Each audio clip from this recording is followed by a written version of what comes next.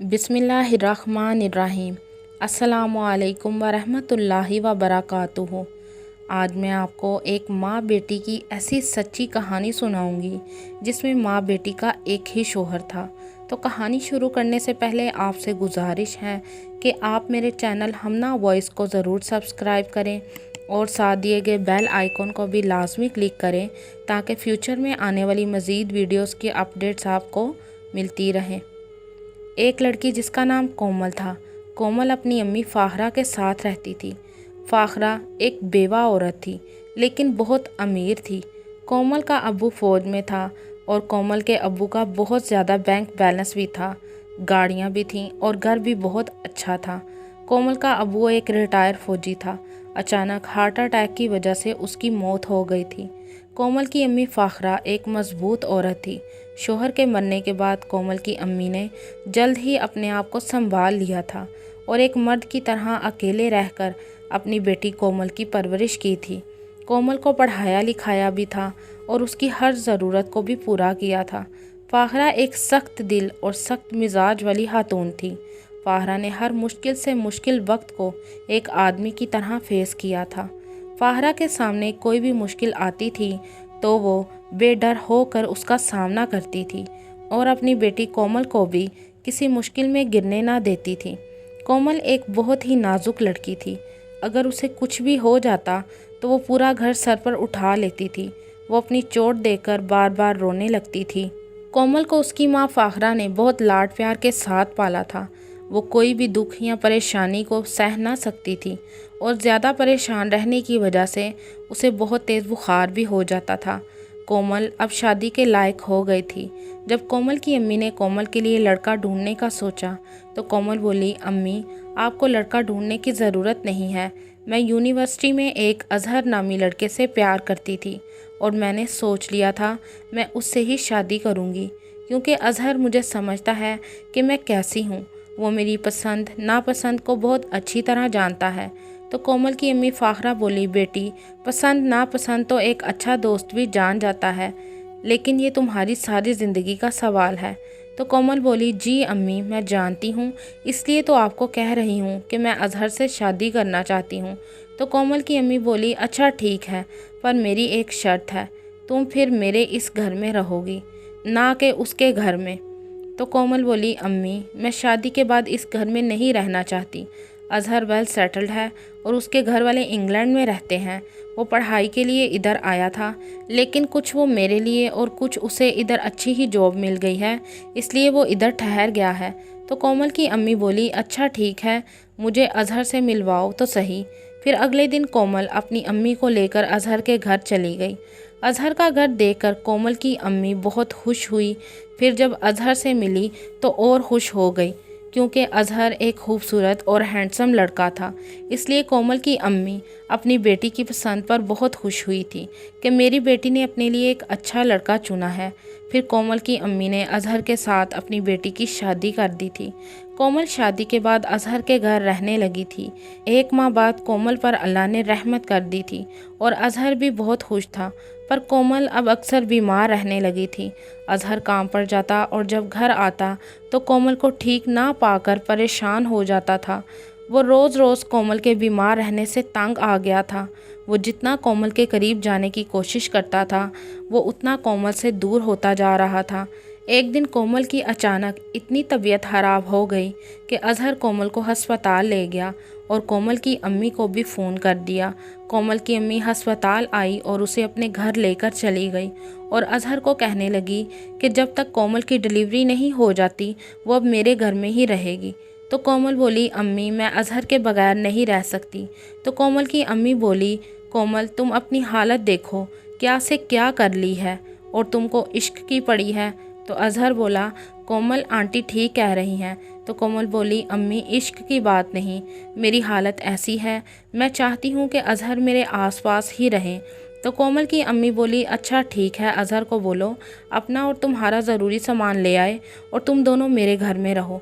तो कोमल बहुत खुश हुई। फिर अजहर अपने घर गया और कोमल का और अपना कुछ ज़रूरी सामान और कुछ कपड़े लिए और अपनी सास के घर रहने लगा था।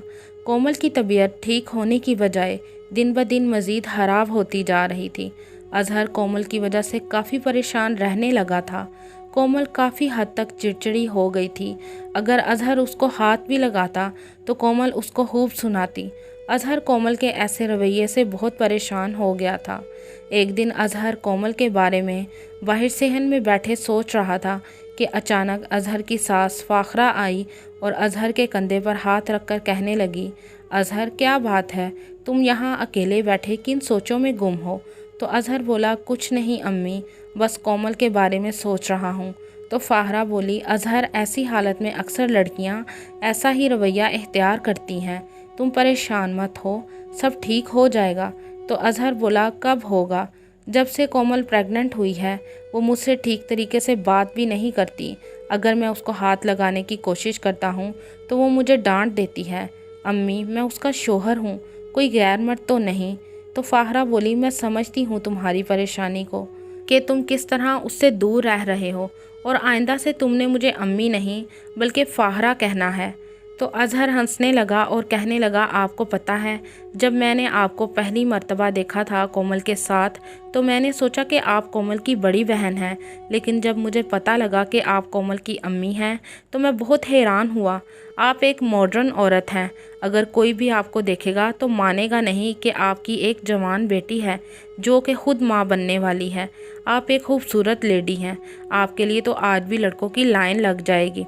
जिस तरह आपने अपने आप को फिट कर रखा है और जिस तरह की आप ड्रेसिंग करती हैं, और आप मानेंगी नहीं, लगता ही नहीं कि कोमल आपकी बेटी है। मैं तो चाहता हूँ कि जिस तरह आप फिट हैं कोमल भी ऐसे ही फिट रहे और आपकी तरह ड्रेसिंग करे। तो कोमल की अम्मी बोली, अच्छा यानी तुम्हें मेरी फ़िटनेस और ड्रेसिंग पसंद है। तो अजहर बोला, यकीनन, आज के दौर में हर कोई आप जैसी लड़की पाना चाहता है। तो कोमल की अम्मी ने एक बार फिर अपने दोनों हाथ अजहर के कंधों पर रखे और बोली, क्या तुम मेरी जैसी औरत से शादी करना चाहोगे? तो अजहर ये सुनकर एकदम से शौक में आ गया कि ये सब क्या है। तो कोमल की अम्मी बोली, अजहर, मुझे भी तुम्हारे जैसे लड़के की तलाश थी। अगर मेरी बेटी ने तुमको पसंद ना किया होता तो शायद मैं तुमसे शादी कर लेती। तो अजहर बोला, अम्मी, ये आप क्या कह रही हैं? तो फाहरा ने अजहर के मुंह पर अपना हाथ रखा और बोली, पहले तो मुझे अम्मी कहना छोड़ो, फाहरा बोलो, और दूसरा, इस वक्त तुम भी तन्हा हो और मैं भी, हम दोनों को एक दूसरे की ज़रूरत है। तो अजहर ना चाहते हुए भी कुछ ना बोला।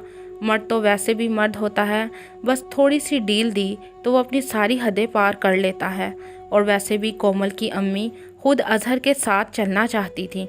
अब फाहरा अजहर के साथ कभी बाज़ार में, कभी घर के टेरेस पर और कभी घर के बाग में अक्सर बैठी नज़र आने लगी थी।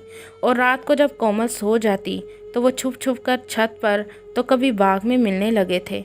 एक दिन रात में अचानक कोमल की आंख खुली तो इसने जब देखा कि मेरा शोहर कमरे में मौजूद नहीं है तो वह अजहर को आवाज़ें लगाने लगी और कमरे से बाहर आ गई। जब फाहरा ने अपनी बेटी को बाग की तरफ आते देखा तो वो छुप गई, बस अजहर वहाँ खड़ा था।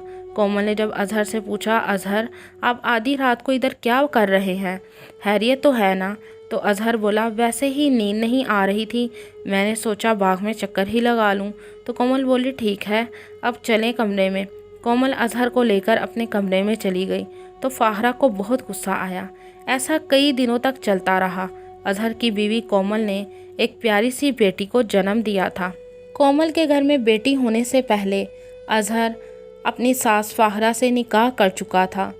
बेटी होने के बाद कोमल तो अब मसरूफ़ हो गई थी।